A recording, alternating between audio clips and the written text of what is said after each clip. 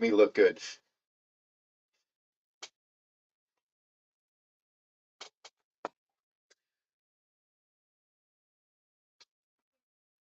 Sorry, I think I muted myself. I said you look like a very vibrant shade of orange from my perspective, which I find quite nice. All right.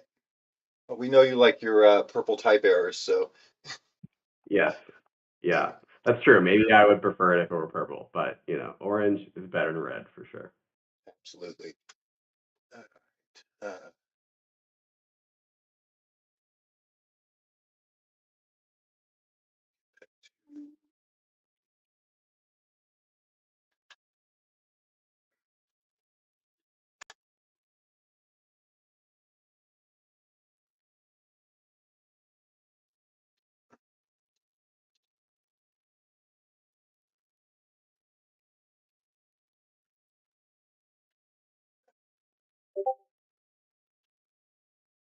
Awesome. All right. Uh, so we're scheduled at 1:30. We'll just wait till then. In the meantime, let me see if I can get that chat added to the obs.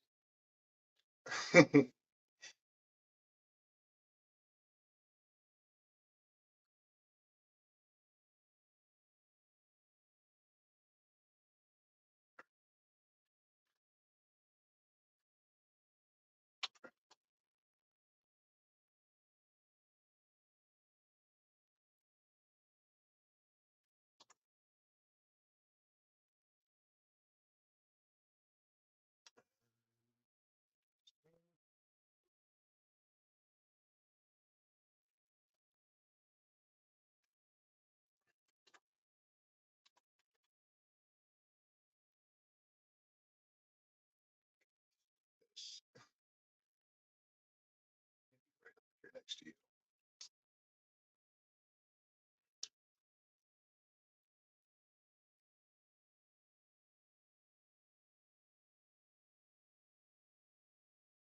So maybe I should open the stream so I can have some context on whatever is being broadcast, I guess. Yeah, that would probably be a good idea.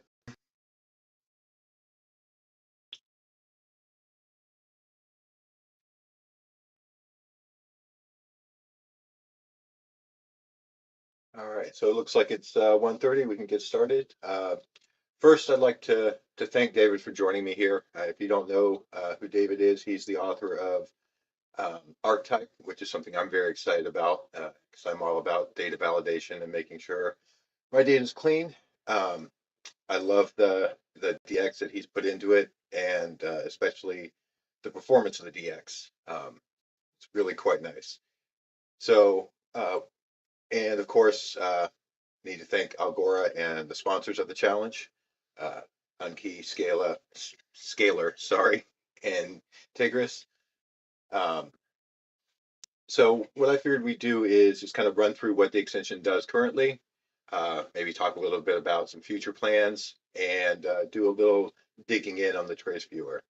Um, so, the first step to fixing a performance problem is finding out where it is. And I think that's kind of what this whole challenge was all about, getting some VS Code integration to make that much easier. Now, I know for you, David, it's probably not, you're really the target audience for that. You've already put in all the work to creating your user performance test cases and using your A-test tool. Um, but, imagine other users who are either creating some complex types themselves or using some libraries and starting to notice some lag, and they want to figure out what's wrong and use that as a starting point to getting some relief. So let's go ahead and pull up the extension. And I will be using the preview version for this. This is where I'm dumping my kind of latest and greatest mistakes. It allows me to get stuff out in front of people, that's not necessarily polished, could even be broken. But there's a lot of data that I could be returning. And, I want to get that out quickly, get some feedback on, is this useful before I spend the time polishing it? Um, and so we'll go with that for now. As far as the VS Code integration, we have two different ways of displaying some metrics to you. The first is by kind of a proxy method of timing the TS server calls. So Daniel Rowe put this together, and I thought it was a very neat approach. It happens kind of live as you make changes or save your documents, be refreshing. And you can see here,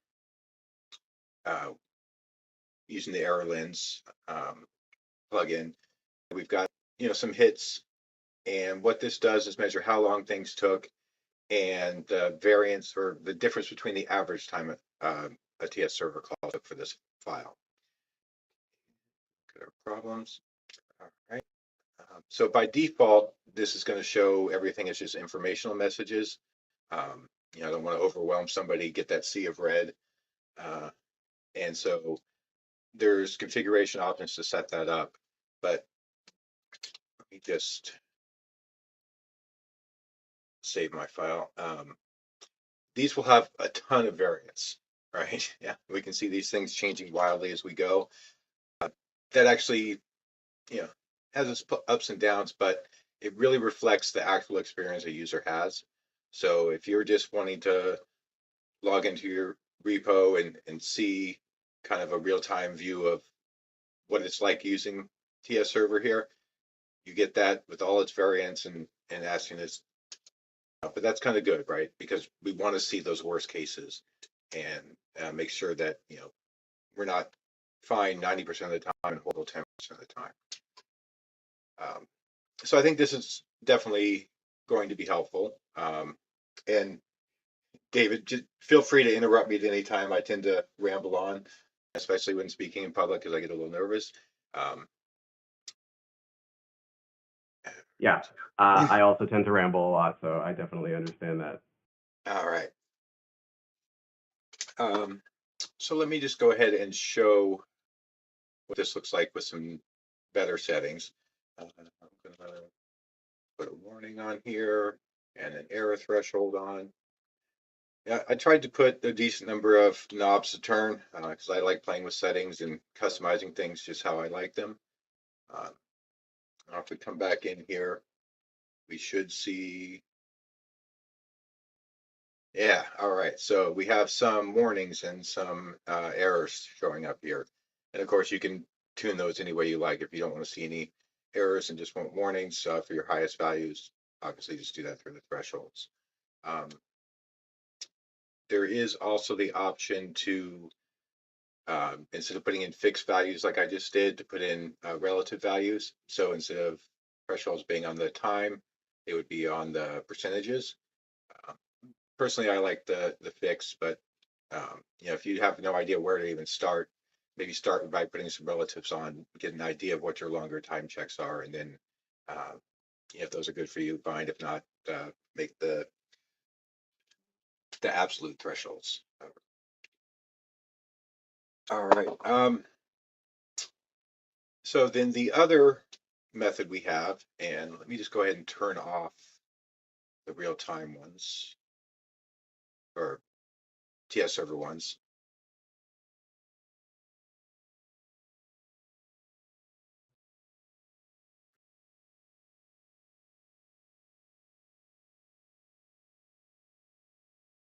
And turn on the ones from the trace data.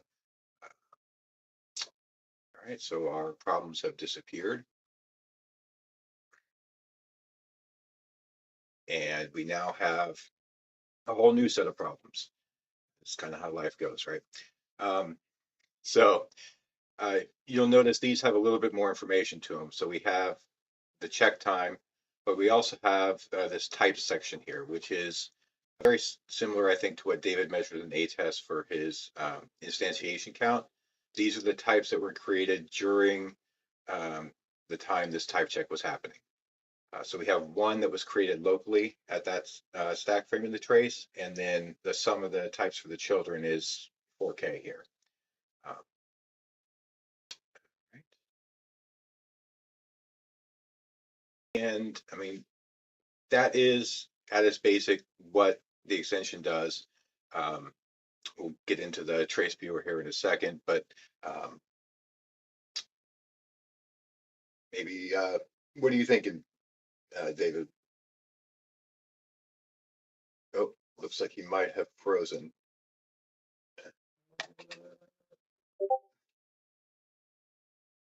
Hey, there you are.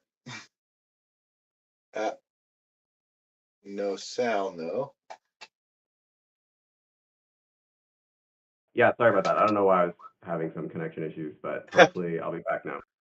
No problem. Did you see and hear what I was saying? I missed about the last 30 seconds or so. All right. So that was just describing the metrics that come from the trace. I actually already had a trace run, so let me just demonstrate quickly running a trace.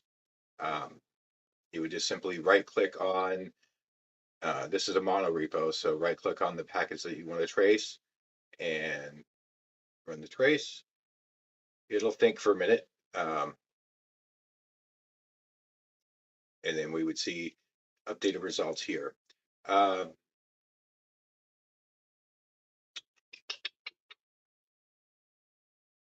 Are you Now, able to share your screen with me? I'm just curious on the Discord because I feel like there's a fair bit of lag between the actual stream that I'm seeing and like what you're saying. So I'm trying to keep up with everything, but I'm kind of inferring what must be going on based on what you're saying. So like that. yeah,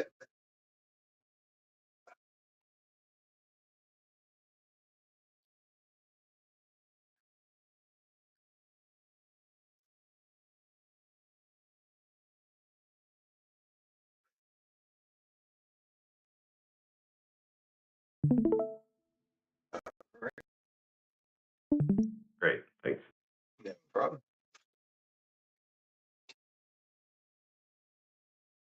Oh, that knocked you off the. Let me see if I can fix that real quick. All right.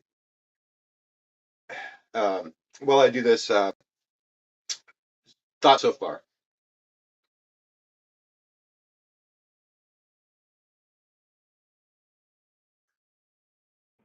Sorry about that. Okay.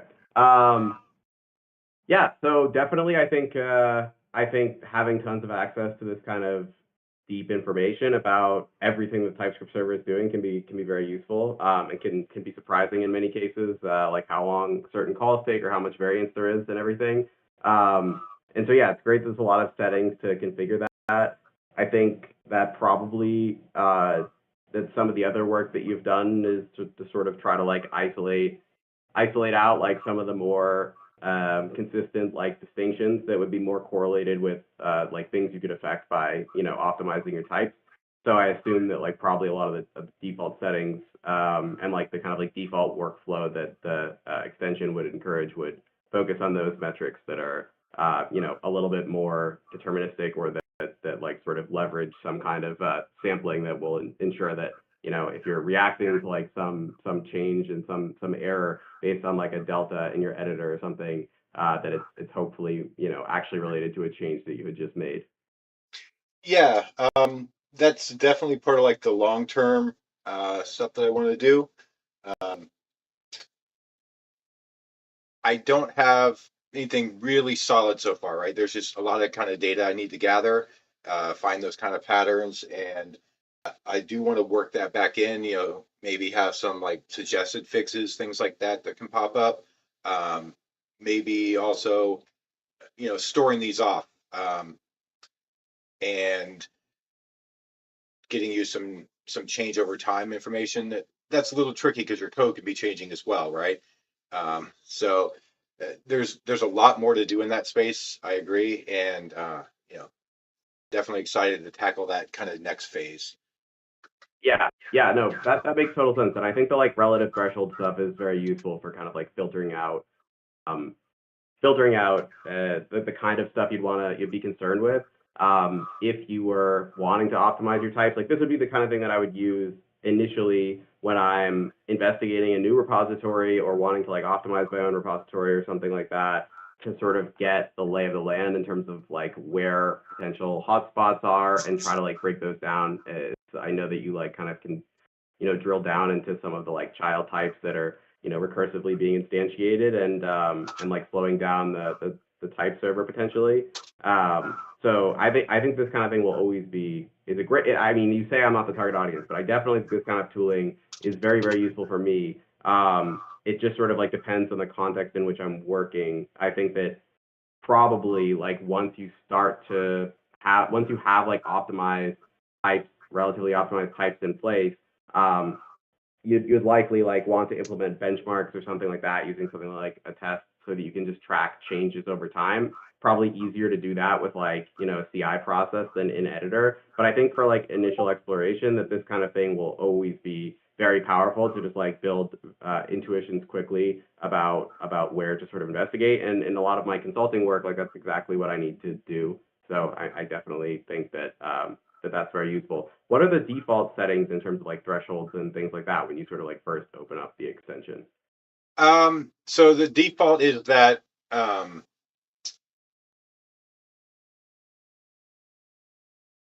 this 1, -1, -1, which will show everything as an info, and the -1 disables that category. And So then there's it's there's a sort of like there's a percent threshold or something like that if you wanted like to like display inline errors for like a certain relative percentage that you demonstrated. Yeah. yes, right here. Here's a checkbox for that. So, and then a separate set of relative thresholds Okay. So what that you so what is that set to now? So what does it mean? One. that would be 1% over average, and then these are Oh. disabled. Oh, I see. Okay, got it. Yep. Cool. Yeah, I feel like one thing that can be that can make a big difference probably in terms of like approachability, which I don't really know. It's very hard to like customize these settings in a default or to identify like a default set of settings for something like this that's going to be really to provide genuinely useful information like across a really wide variety of repositories. I think that like having relative thresholds is one thing that you would definitely need to be able to provide generally useful information. But like I wonder what the sort of like what do most people want to see when they first open it up? Like, you don't want to inundate them. Uh, but so like what 1% would probably be low. But like yeah, I wonder like what the ideal sort of like new user experience is that they'd be able to like, open up the extension and like click this button that's kind of like configured with these default settings and hopefully like actually have it point them to like, maybe the top 10 sort of like hotspots in their repo or something like that. Yep. So that's kind of a good segue. I think it would be nice if, like you said, this kind of happened automatically. Um, Let me go back to here it is.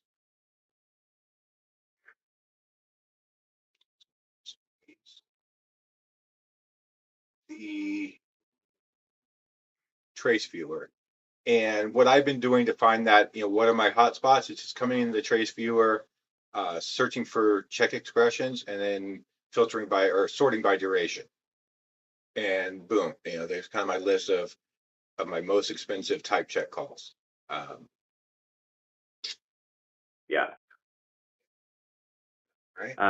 That's definitely super useful. I don't see you on Discord anymore, so I was seeing Yeah, the I live had to stream. drop that because it made me go away on the live stream. Okay, I see.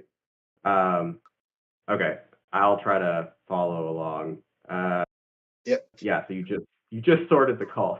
Okay. Yep. So, we probably want to actually be able to see what that is for, so we can go to the location and the source there, and hey, we found archetype. um, Now this is just because it's showing in red here doesn't mean archetype's doing a bad job, and I've actually never seen any lag come from my usages of archetype. Um, but this did point out kind of an interesting little nugget in the trace data that I wanted to go over with you. Um, Before we get there, though, let me finish or let me let you finish your thought there. Uh, or were you good? Sorry. Yeah. Uh, yeah, I mean, I think the last thing I said was just that it might be sort of tricky for me since I think I'm like a minute behind or something in terms of what I'm Yeah. actually watching.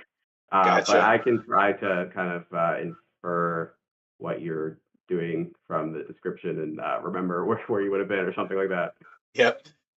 All right. Okay.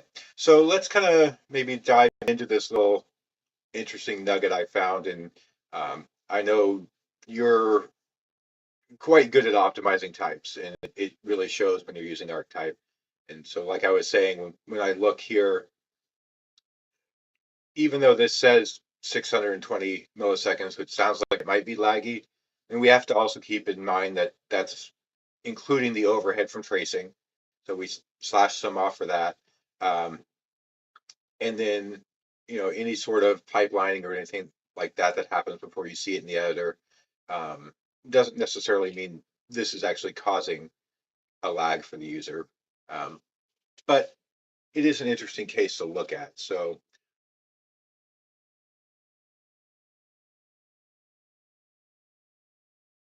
what I found interesting is, and actually since I put it over to 2.0, this is showing a smaller type here. When I looked at alpha, it showed a longer duration here, and now it seems to have moved up. But we look at this, I'm going to expand that trace tree there.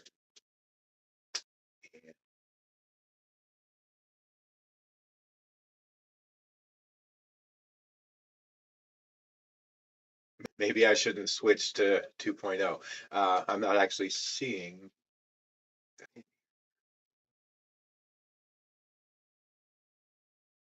Oh,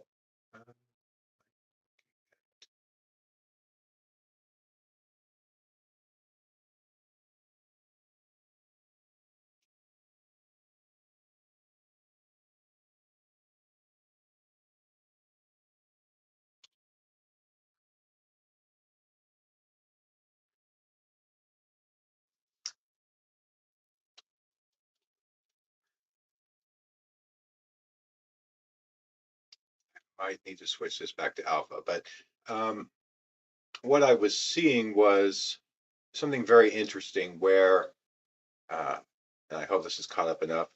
When I had this type, which is the archetype function that creates a archetype, the validator for this inner expression, inline, it was incurring an extra variance check that it was not incurring out of line. Um,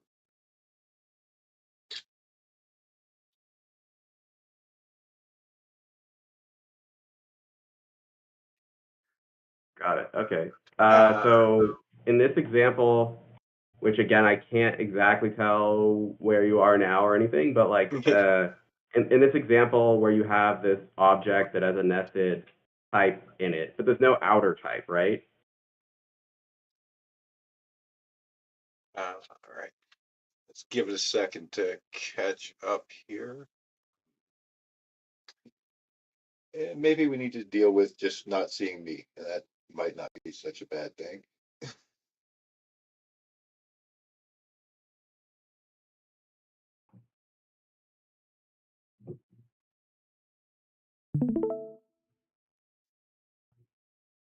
All right. Can you see that then? On Discord. Yes. Let me see. Still just looks orange to me, but maybe I will try uh, leaving the call and coming back or something. Uh,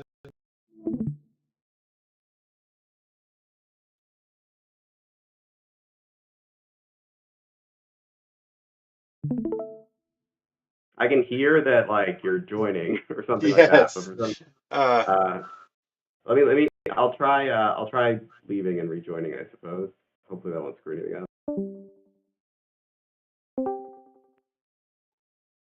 I see your screen now. Yes. all Good. right. I think it's Oh, just because your audio is still coming through there or something. I didn't whatever. I'm glad it's working now. okay. All right. And it looks like I'm actually still showing, but you aren't. All right. So what I was talking about here is the archetype that I have selected. If I were to just do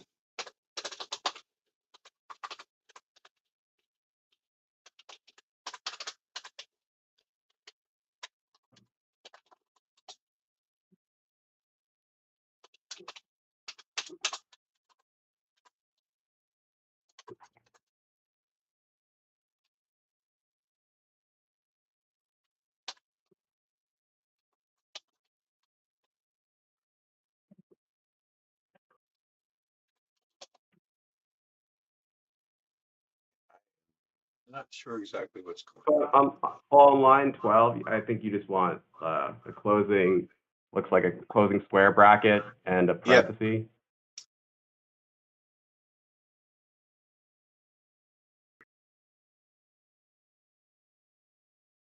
The problem with using metrics from the traces is they're obviously not real time and up to date with your editor. So if you start doing edits like I just did, obviously that kind of becomes an issue.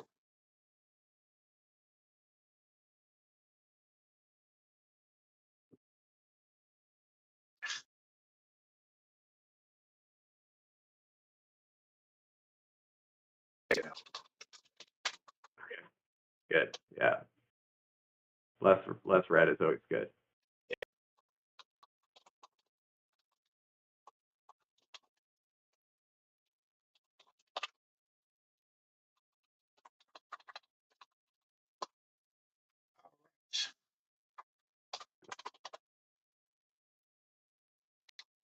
So I'm just going to rerun the trace on that.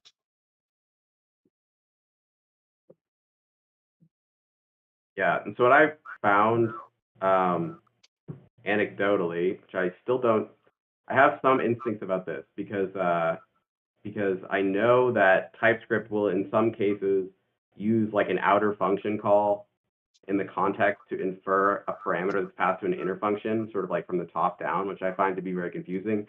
And it also leads to some pretty significant performance issues in certain cases. So like one thing I have definitely noticed is that if you define a type and then you define an inner type, like both using a type call, it's a lot more expensive than if you just like define the first type as a variable and then reference it, which is unfortunate because I do wish that it would just be isolated and it would be evaluated on its own and it should be relatively similar. But like in this case, it's just an object that the type is being referenced in, right? So it's not even like an outer call or anything like that. Correct. I'm surprised that has a big impact. That'd be very interesting to know Yep. why that goes on. And let's see. So here we go. There's that variance check that I was talking about.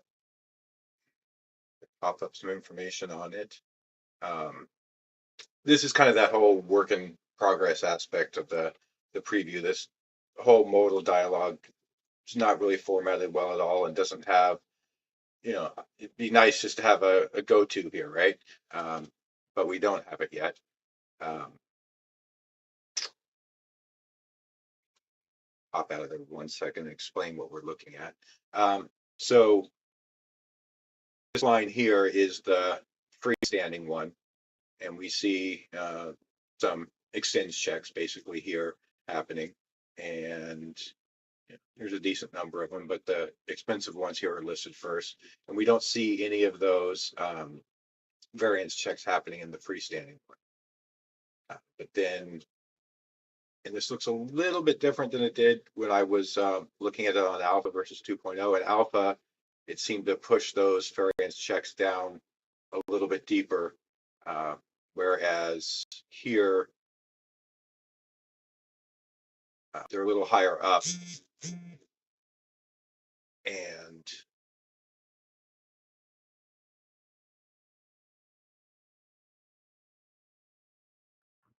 sorry, but we can see that it is in fact comparing some stuff from archetype here. If I Yeah. wanted to pull those up. Yeah, I can definitely see what that's looking at there. Looks like so they're probably in type parser, I would guess. Like on line 12, very likely. You've got the like or I guess it's a little bit maybe when you're creating. Actually, I guess since it's variance, it must be the like type class there where you have T and I'm setting that equal to unknown by default, and then the like scope variable is being set equal to an empty scope by default. Because it looked like the display names were T and that like $sign means the scope that the thing is defined in. So I suppose it's like trying to figure out whether the like input parameter types for that scope or that type rather, would be covariant or contravariant or whatever. I don't really know what it means that where it says like variance is out and in and out. That seems sort of redundant. I'm not sure what that means, but That's because it's an arity of two. So the first I see. Okay, cool. is I out get and it. the They're second is correlated with in the out. parameters that are being checked. Okay, got Yeah. it. All right. So, I mean, my next step would be here. Is there a way I can take this? You know what? I probably know like what was screwing with this with your demo also because I think between 1.0 and 2.0, I added that comment you can see on line 48 where I'm casting the variance using an annotation. So it probably like is skipping whatever processing that it was doing before, I suppose. Uh-huh. Gotcha. Yep. You And can delete it if you want to see what you saw before. I bet you could just delete it. uh, no, I've done enough experimenting live in the middle of a presentation for one day at this point. Yeah, that's fair. All right. So, I mean, I start thinking, is there a way I can avoid that, right? Maybe just what happens if I inline, or instead of having an inline definition, um, if I just reference the one that's already built. I mean, I don't know if this changes anything or not because I've not really started digging into it. But this is the process here. Is kind of what I wanted to show is, finding those biggest, most expensive type checks, looking and seeing if you see anything that seems unusual or is particularly costly. Variance checks are always very costly. If you can cast around them, or you might have to go to creating a .ts file so that the annotations take precedence over actually checking. Um, That's you know, crazy. I hate that. It's so confusing the way that it works, but yeah, yeah. I don't quite understand how to actually make it skip the performance there, and it's something I want to dig into, but definitely. So let's see if that changed anything. And it does not look like it really changed anything. I still have that variance going on. I don't know if I can use some satisfies to break some contextual typing or some casting to get around it. And I don't know if we need to get into all that unless you have a suggestion off the top of your head that sounds magical. But I really just kind of wanted to show this process, right, of finding the most Yeah, expensive one, seeing some information, using the trace viewer to get some extra details that might lead you to a solution. yeah. Can I see now that I can actually see what's going on in real time? Maybe you want to show the like list you had created of the most expensive types in this project. I feel like that's something that people will really get a lot of use out of. Yep. So that's right here. So this is all the check expressions, how long they took, and where they were. And if you want to jump over to any particular one, you can. Um, Cool. So what are the top ones in this case? so they're the two that we were Oh, just looking at. Wait a minute. Maybe they weren't on this particular run. Nice. All right. So for this run,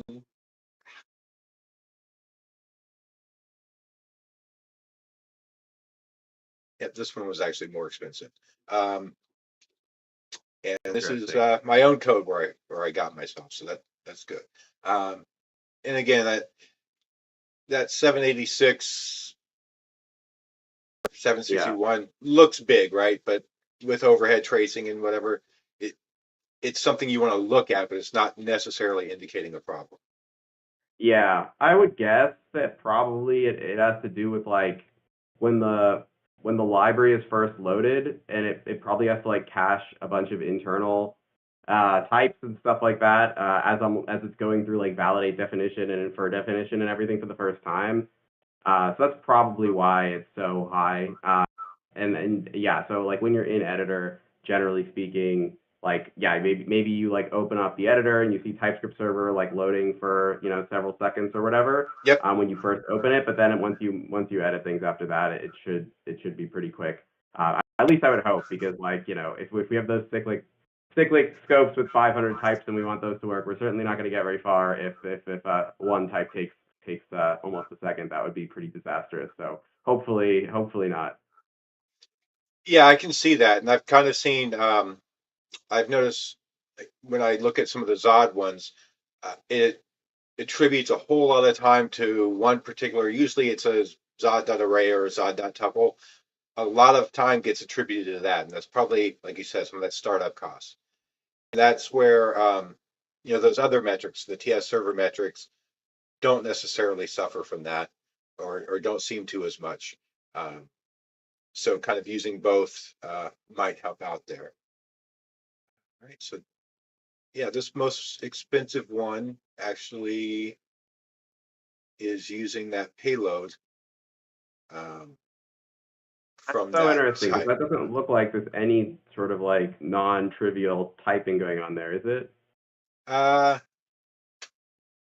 it's been a while since I looked at this project, but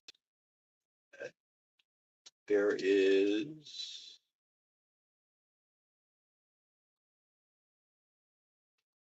is actually some interesting things going on here, because it is this is actually the plugin system where I use archetype to verify that whatever plugins load, they register the types of the events that they use and the payloads for those, so that as I load plugins, I can use archetype's extend check to make sure that there's no type conflicts between events and different Right. plugins. Um, Cool. so yeah, so this stuff is kind of in that same validator pattern, and using types from validation and stuff like that. So it's more interesting than it looks. The result types are, like you said, rather Right. trivial, but this was in fact a type inferred from a validator. Right. I see. Okay. Yeah. Yeah, Oh, that makes sense. yeah. Um, I really need to change that. but, um, yeah. but the whole kind of point of that process is, the runtime validation will be happening there, so that any is actually safe enough, as long as I do end up calling that runtime validation. Um, and if I throw an unknown in there, I just have some typing nightmare that I haven't felt like dealing with yet. But I will at Yeah. some point when I get back to this project. Um, Yeah. Makes sense. right. How are we doing on time? We've got about 35 minutes. Um, so I think, we're in a good spot for finding things. We're in an okay spot for getting some more information. There's lots more stuff I'd like to put in here and see what's useful. So, if you or anybody else has suggestions of things you'd like to see in the details of the trace, uh, you know, please let me know. Um, and I'm going to Yeah. continue to try to make this a little better.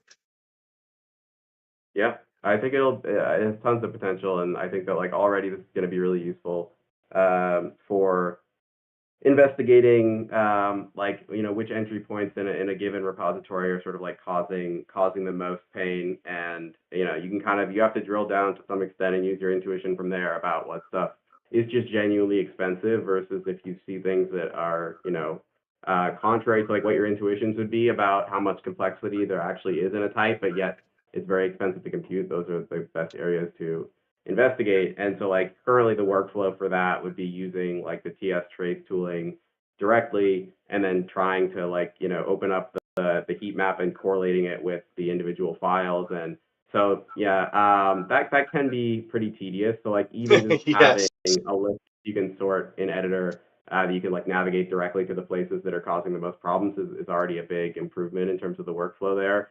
And certainly with all those additional configuration options, you can sort of like tailor that to your needs. And yeah, I definitely think like it's already very useful, and I think it'll be useful for more and more people in more and more ways as the defaults are refined. And then I think like for a lot of people I know using a test benchmarking stuff, like I don't know if there's any way. My intuition would be that it's like kind of divergent. It's the approaches. I don't know if like it would be very straightforward to measure the instantiations contributed by a single call or something like that with the trace file. I mean, maybe it is. I don't know what information is there.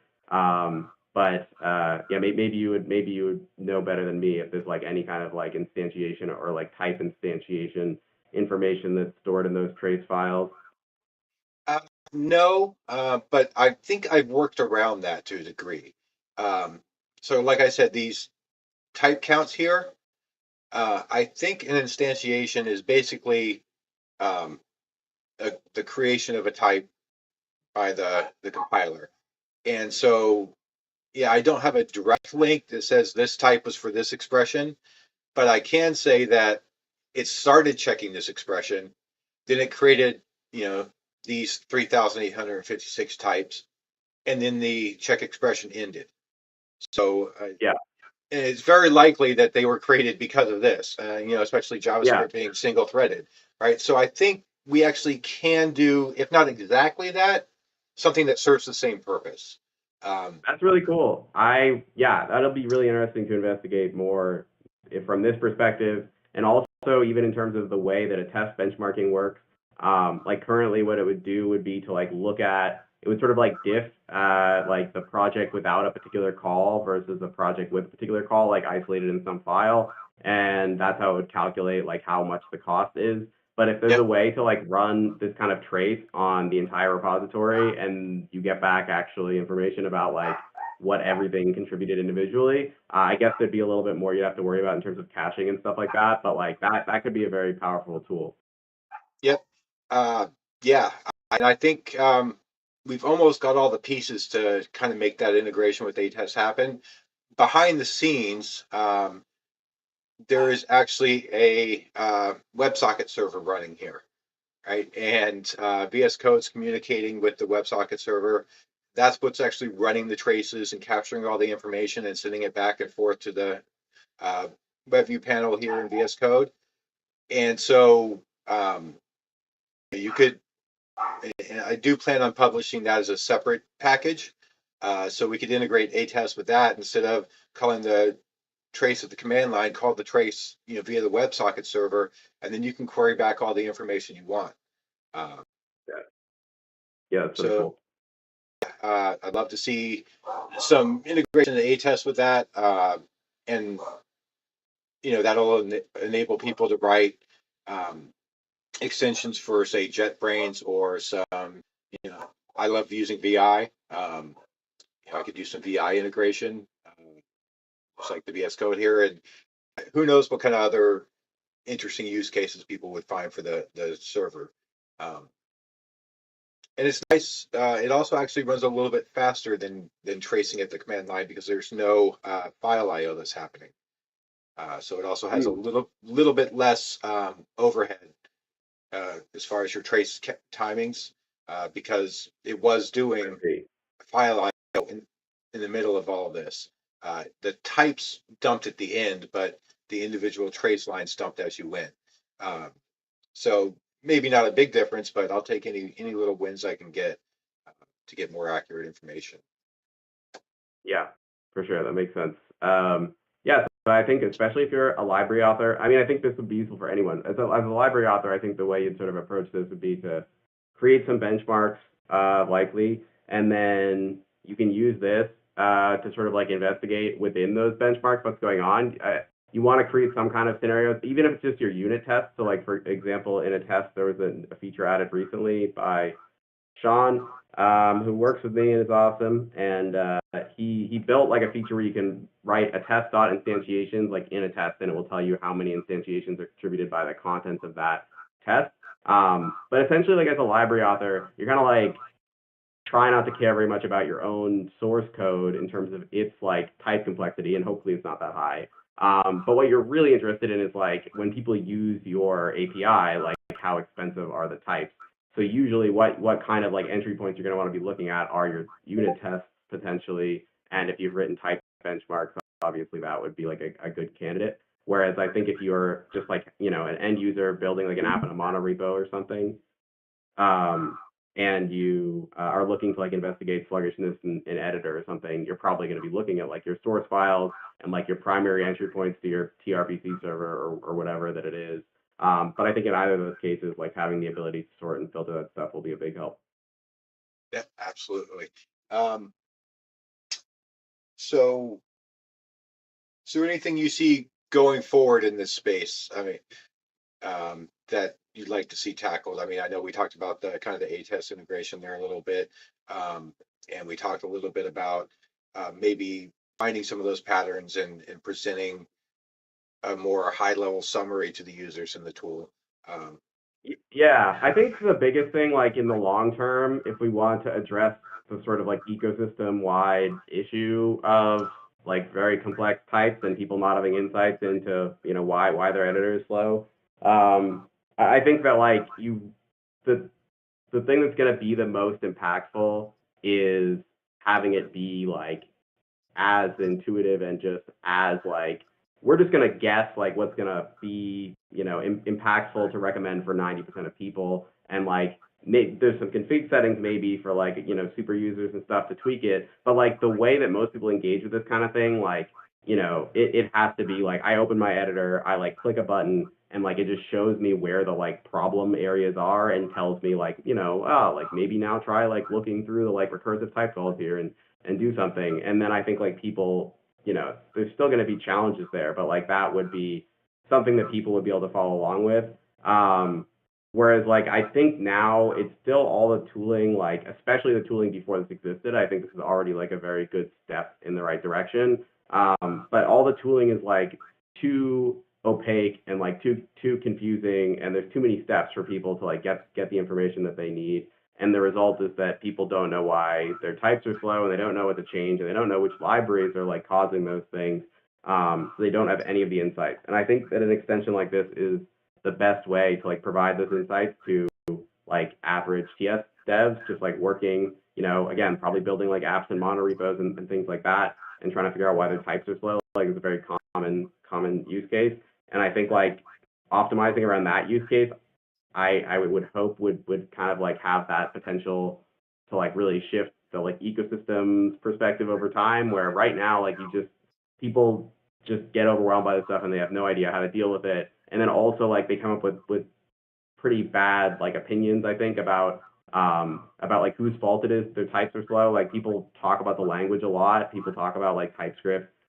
People we need to rewrite TypeScript in Rust or something, because like it's inherently so slow because of the language. And like I'm not saying that like there aren't opportunities to optimize the language, or that like that like potentially some kind of automated translation thing couldn't bear fruit someday. But I think that there's like very low hanging fruit, which is just that like right now we have tons of libraries that are very popular that just do like very egregious things, and no one knows, and everyone's trying to figure out who to blame it on. But like tools like this that just make it really consumable could help spread that knowledge. So I think that like the biggest win would just be like focusing everything around providing the best default experience possible, because like that's what 95% of people are going to engage with. Absolutely. And I agree 100% about the blaming TypeScript. I mean, the TypeScript types, they're like source code, and TSC is like an interpreter, right? We can have a faster interpreter, but you can have the fastest interpreter in the world. And if you throw a really huge, really unoptimized source, program at it, it's going to run slow. Um, and so, yeah, I agree 100% on that. Um, a couple things I picked out of that, we can look for some common patterns. I know um, you're always improving your performance. Sinclair, Colin is working on or going to be working on V4. That's exciting too. Maybe we see some patterns and it's like, oh, this is using Zod. Check. Oh, it's Zod 3 or Archetype Alpha. Maybe throw Yeah. out that recommendation to update to Archetype 2.0 and get all the new features, and or update to Zod 4. So those kind of things are probably, it's work. It's probably not really hard work, just kind of some tedious finding all the data stuff. That could certainly be done. You mentioned the recursive types. Um, again, gather some data, figure it out, but it should be pretty easy to say, oh, hey, this recursive type's not tail recursive. maybe you want to try that. Or you've got this map type here. Maybe you want to try doing, you know, tuple recursion and see if that works better. So just it's a matter of kind of a long term buckling down, getting the data and getting it out there. Kind of the more grind side of it. But I agree, those kind of things would be great. Um, Especially when I'm working on a project, I want that, right? I don't want to dig into the type performance. I want a wizard, right, that tells me what to do. This is fun for a side project, but when I just need to ship anything but this project, I don't want to be doing this, right? I'm with you. Yeah. Um, so yeah, I think those are great suggestions. Definitely something to work towards in the long term. I'll throw some issues. I think I already have a couple issues out there on the repo. I'm reflecting that stuff, but I'll clean it up. Make sure that's well documented as kind of a future step we want to do, and over time just start filling in some details on how and not going to promise when, but I definitely want to get to that stage. Uh, Yeah. I mean, I think that I think that getting awareness of this and other, type testing, like tools that can provide insight into type testing, like a test and all of that, is going to be the best source of like feedback that can allow you to like iterate and improve. Because realistically, like I have my use cases and I have my ways that I think about this. And I guess I've been exposed to some others as well through like my consulting work, trying to optimize different scenarios for different companies and things. But fundamentally, like as everyone finds when they're shipping a new project, it's generally very hard or impossible to like anticipate the way that people will use it, and certainly to anticipate every possible use case. So I think you've done an awesome job like setting up a lot of this initial initial workflow and being able to have insights into all this data and sort of drill down on a lot of that. And I think it's great to like you have all these configuration options and knobs you can tweak internally, especially because it means that like once you identify what the kind of like ideal set of defaults is, you can already just like build that in, very, very easily. You like, tweak those knobs and like, just present that experience to people. But the only way you're going to figure out like what the right balance is and like what's genuinely like a useful editor experience for people is just by, having people use it. And I think that like, hopefully between this kind of like content and also through like others in the ecosystem like Theo and Matt Pocock and I think Daniel Rowe is going to be doing a stream later on this. yeah, I looking think forward to like that. spreading the word around that and getting it into people's hands is by far going to be the best source of feedback to iterate on in terms of a tool like this that everyone probably has their own ideas about what they want to use it for. So it's tough to just sit in an armchair and infer it. All right. Um, So I think I've kept you like 20 minutes over, and I could talk about this all day, but I think this is probably a good spot to cut. Again, thank you for being here. Thank you to Algora and the sponsors, um, and hopefully we'll do this again sometime. That sounds good. It's a lot of fun, and I'm looking forward to